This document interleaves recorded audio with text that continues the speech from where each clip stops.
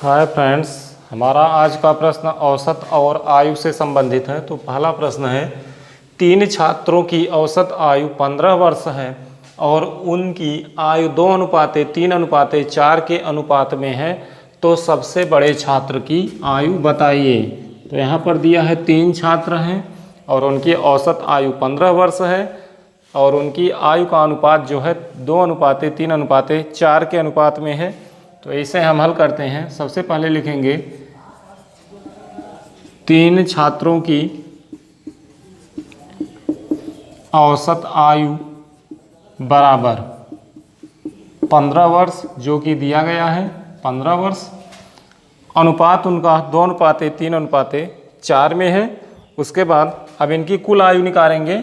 तीन छात्रों की अब तक औसत आयु थी, अब छात्रों की कुल आयु बराबर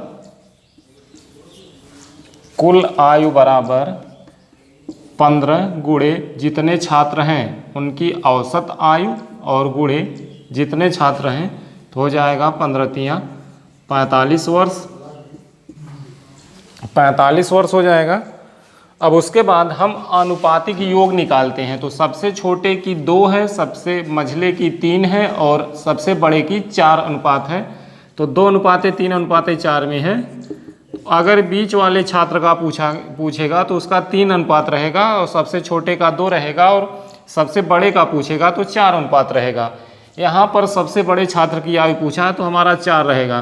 तो सबसे पहले आनुपातिक योग निकालेंगे।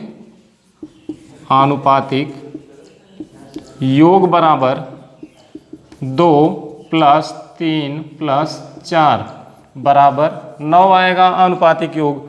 उसके बाद इसलिए सबसे बड़े छात्र की आयु बराबर सबसे बड़े छात्र की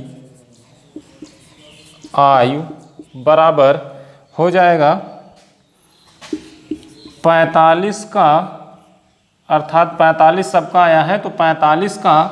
उसके बाद बड़े का पूछा है तो बड़े का आनुपातिक योग 4 है अनुपात और आनुपातिक योग 9 है। तो सबसे बड़े छात्र की आयु बराबर 45 वर्ष आया है इस वर्ष का।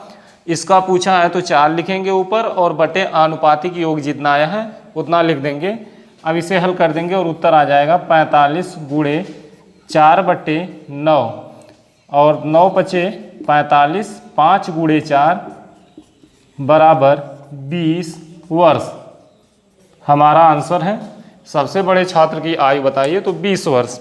उसके बाद अगर पूछ दे कि सबसे छोटे छात्र की आयु बताइए, सबसे छोटा अर्थात जिसका अनुपात कम है 2 है, तो यहाँ पर हम 45 का करेंगे। 45 का 2 बटे आनुपातिक योग आया है 9, तो हो जाएगा 45 और गुणे 2/9, तो 9 बचे 45 और 5 दूना, सबसे छोटे का 10 वर्ष आ गया। इसी तरह 3 अगर मझले का पूछेगा तो इसे करेंगे 45 का 3 बट्टे आनुपातिक योग 9 और यहाँ 45 गुणे कर देंगे और 9 बचे 45, 5 तियाँ 15 आ जाएगा। अर्थात हमने तीनों का निकाल लिया। सबसे बड़े का 20 वर्ष, सबसे छोटे का 10 वर्ष और मझले का 15 वर्ष। इनको जब हम आपस में जोड़ देंगे तो हमारा यही 45 वर्ष इनकी उम्र आ जाएगी।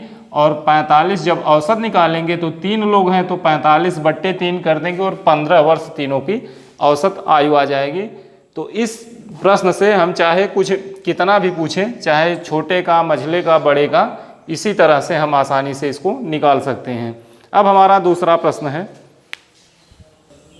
हमारा दूसरा सवाल है, माँ और उसके 6 बच्चों की औसत आयु 12 वर्ष है, जो माँ की आयु को शामिल न करने पर औसत आयु 5 वर्ष कम हो जाती है।